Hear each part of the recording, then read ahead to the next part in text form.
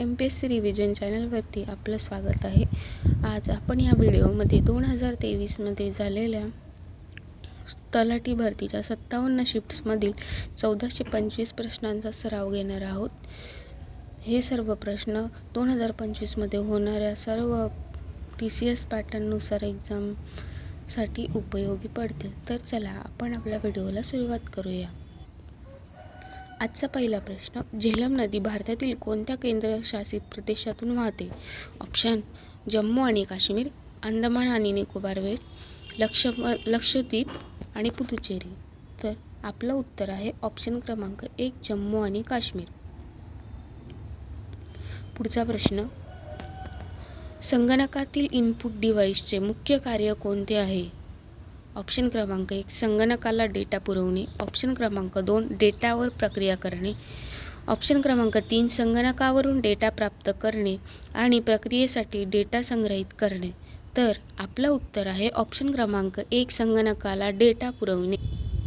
प्रश्न क्रमांक 3, खालीलपैकी कोणत्या भारतीय क्रिकेटपटूला विस्डेन ॲल्मॅनॅकच्या 2023च्या आवृत्तीत leading 2020 cricketer of the year हा सन्मान बहाल केला गेला? ऑप्शन आहेत शुभमन गिल, सूर्यकुमार यादव, KL राहुल आणि रोहित शर्मा. तर आपलं उत्तर आहे ऑप्शन क्रमांक 2, सूर्यकुमार यादव. प्रश्न क्रमांक 4, सत्यार्थ प्रकाश ही खालीलपैकी कोणत्या समाजसुधारकाची सर्वोत्कृष्ट कृती आहे? ऑप्शन आहेत ईश्वरचंद्र विद्यासागर, स्वामी विवेकानंद, रामकृष्ण परमहंस आणि स्वामी दयानंद सरस्वती. तर आपलं उत्तर आहे ऑप्शन क्रमांक 4, स्वामी दयानंद सरस्वती. प्रश्न क्रमांक 5, कल्लानाई ग्रँड अनाईकट म्हणून ओळखले जात असून ते भारतात बांधले गेलेले पहिले धरण होते. खालीलपैकी कोणत्या नदीवर हे धरण बांधण्यात आले होते? ऑप्शन आहेत गोदावरी, कृष्णा, महानदी आणि कावेरी. तर आपलं उत्तर आहे ऑप्शन क्रमांक 4, कावेरी. आपलं उत्तर आहे ऑप्शन क्रमांक. भारतीय राज्यघटनेत मूलभूत कर्तव्य कोणत्या वर्षी समाविष्ट करण्यात आली? ऑप्शन आहेत 1976, 1978, 1976 आणि 1977. तर आपलं उत्तर आहे ऑप्शन क्रमांक 1, 1976. प्रश्न क्रमांक 7, राज्य माहिती आयुक्तांचे अधिकार आणि कार्ये खालीलपैकी कोणती आहेत? ऑप्शन आहेत आयोग वाजवी कारणास्तव कोणत्याही प्रकरणाची चौकशी करू शकतो. चौकशी दरम्यान आयोगाला दिवाणी न्यायालयाचा अधिकार असतो. एखाद्या तक्रारीच्या चौकशी दरम्यान हा सार्वजनिक प्राधिकरणाच्या ताब्यात असलेल्या कोणत्याही माहितीची तपासणी करू शकत नाही. ऑप्शन शेवटचा, हा आयोग चुकार अधिकाऱ्यांविरुद्ध शिस्तभंगाच्या कारवाईची शिफारस करू शकतो. तर आपलं उत्तर आहे ऑप्शन आहेत A, B आणि C, A, C आणि D, B, C आणि D आणि A, B आणि D. तर आपलं उत्तर आहे ऑप्शन क्रमांक 4, A, B आणि D. म्हणजेच आयोग वाजवी कारणास्तव कोणत्याही प्रकरणाची चौकशी करू शकतो. चौकशी दरम्यान आयोगाला दिवाणी न्यायालयाचा अधिकार असतो आणि हा आयोग चुकार अधिकाऱ्यांविरुद्ध शिस्तभंगाच्या कारवाईची शिफारस करू शकतो. प्रश्न क्रमांक 8, 1 मे 2016 रोजी पंतप्रधान नरेंद्र मोदी यांच्या हस्ते डॅश प्रधानमंत्री उज्ज्वला योजना येथे सुरू करण्यात आली होती. ऑप्शन आहे महाराष्ट्र, गुजरात, मध्य प्रदेश आणि उत्तर प्रदेश. तर आपलं उत्तर आहे ऑप्शन क्रमांक 4, उत्तर प्रदेश. प्रश्न क्रमांक 9, तामिळनाडू डॅशशी संबंधित कायदा प्रस्तुत करणारे पहिले भारतीय राज्य आहे. ऑप्शन आहेत माहितीचा अधिकार, भ्रष्टाचार, लाच आणि द्वेषयुक्त भाषण. तर आपलं उत्तर आहे माहितीचा अधिकार, ऑप्शन क्रमांक 1. प्रश्न क्रमांक 10, भारतातील सर्वात जुने पक्षी अभयारण्य खालीलपैकी कोणते आहे? ऑप्शन आहेत वेदाथंगल पक्षी अभयारण्य, चिंतामणीकर पक्षी अभयारण्य, कुथनकुलम पक्षी अभयारण्य आणि नांदूर मध्यमेश्वर पक्षी अभयारण्य. तर आपलं उत्तर आहे ऑप्शन क्रमांक 1, वेदाथंगल पक्षी अभयारण्य. प्रश्न क्रमांक 4, प्रसिद्ध जिम कॉर्बेट राष्ट्रीय उद्यान भारतातील कोणत्या राज्यात आहे? ऑप्शन आहेत उत्तराखंड, मध्य प्रदेश, महाराष्ट्र आणि आसाम. तर आपलं उत्तर आहे ऑप्शन क्रमांक 1 उत्तराखंड. प्रश्न क्रमांक 12. हमारी धरोहर ही योजना प्रधानमंत्री विरासत का संवर्धन योजनेचा एक घटक म्हणून विलीन करण्यात आली आहे, जी या आर्थिक वर्षापासून लागू होणार आहे असून ती कौशल्य विकास, शिक्षण आणि नेतृत्व प्रशिक्षणाद्वारे अल्पसंख्याकांचे विशेषतः कारागीर समुदायाचे जीवनमान सुधारण्यासाठी त्यांच्या उद्योजकतेच्या हस्तक्षेपांना पाठिंबा देणे यावर केंद्रित आहे. तर आर्थिक वर्ष आहेत 2021-22, 2022-23, 2023-24 आणि 2020-21. तर आपलं उत्तर आहे ऑप्शन क्रमांक 4 2020 आणि 21. प्रश्न क्रमांक 13. सिंग सभा चळवळीची स्थापना अमृतसर येथे होती, ती डॅशमध्ये झाली. ऑप्शन आहेत 1877, 1875, 1871 आणि 1873. तर आपलं उत्तर आहे ऑप्शन क्रमांक 2 1875. प्रश्न क्रमांक 4. ज्योतिराव फुले यांनी आजमितीच्या कोणत्या राज्यात महिला आणि दलितांच्या उन्नतीसाठी कार्य केले?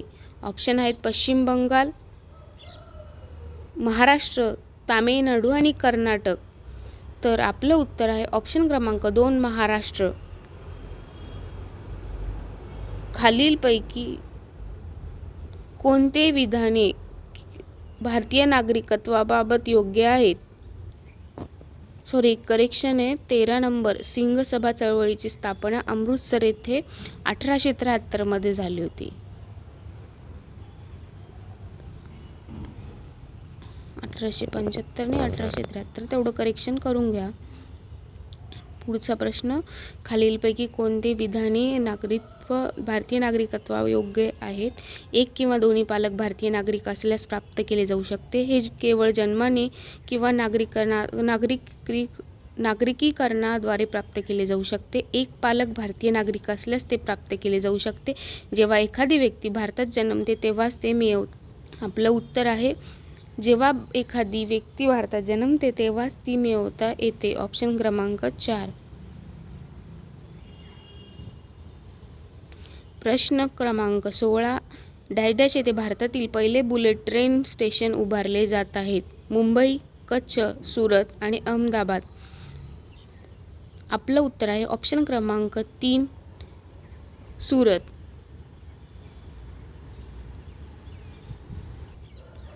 प्रश्न क्रमांक 17. गुलामगिरी या पुस्तकाचे मुख्य उद्दिष्ट कोणते होते? जाती व्यवस्थेवर टीका करणे, सर्वांसाठी शिक्षणाचे समर्थन करणे, पुरोहितांच्या हक्काचे संरक्षण करणे आणि दलितांचे हक्क नाकारणे.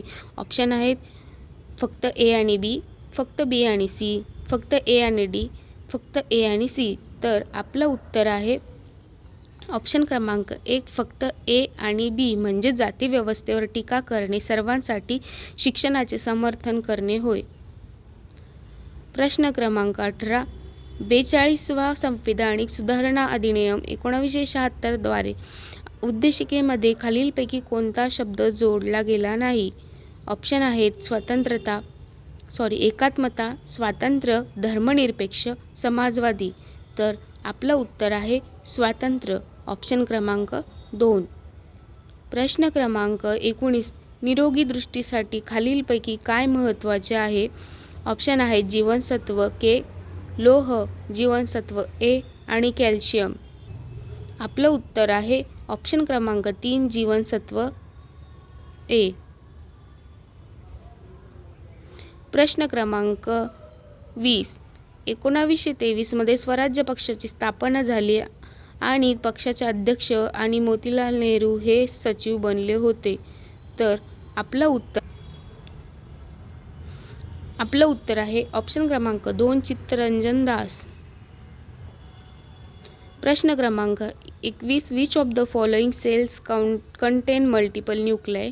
ऑप्शन आहेत red blood cells, platelets, muscle cells आणि नर्व सेल्स. आपलं उत्तर आहे ऑप्शन क्रमांक 3 मसल सेल्स. 2023 मधील भारताच्या G20 अध्यक्षपदाची विषयवस्तू थीम काय आहे? ऑप्शन आहेत एक पृथ्वी एक भविष्य, एक पृथ्वी एक कुटुंब, एक पृथ्वी एक कुटुंब एक भविष्य आणि एक पृथ्वी एक कुटुंब एक भविष्य आणि एक जीवन. तर आपलं उत्तर आहे ऑप्शन क्रमांक 3, एक पृथ्वी एक कुटुंब एक भविष्य. प्रश्न क्रमांक 23, खालीलपैकी कोणत्या समाजसुधारकाने अस्पृश्यता आणि जातीवाद या दोन्हींना आव्हान देणारे सुधारक हे वृत्तपत्र सुरू केले? ऑप्शन आहेत गोपाळ हरी देशमुख, ज्योतिबा फुले, गोपाळ गणेश आगरकर आणि दयानंद सरस्वती. तर आपलं उत्तर आहे ऑप्शन क्रमांक 3, गोपाळ गणेश आगरकर. प्रश्न क्रमांक 24, NaHCO3 हे सहसा स्वयंपाकघरात डॅश म्हणून वापरले जाते? धुण्याचा सोडा, चुना सोडा, क्रीम ऑफ टार्टर आणि बेकिंग सोडा. तर आपलं उत्तर आहे ऑप्शन क्रमांक 4, बेकिंग सोडा. आजचा शेवटचा प्रश्न, भारताची जनगणना 2021 मध्ये किती भाषांमध्ये आयोजित केली जाईल? ऑप्शन आहे 16, 17, 25 आणि 22. आपलं उत्तर आहे ऑप्शन क्रमांक 1, 16. तर आजचे 25 प्रश्न पूर्ण झालेले आहेत. पुढच्या 25 प्रश्नासाठी चॅनलला सबस्क्राईब करा आणि लाईक करा, शेअर करा. थँक्यू.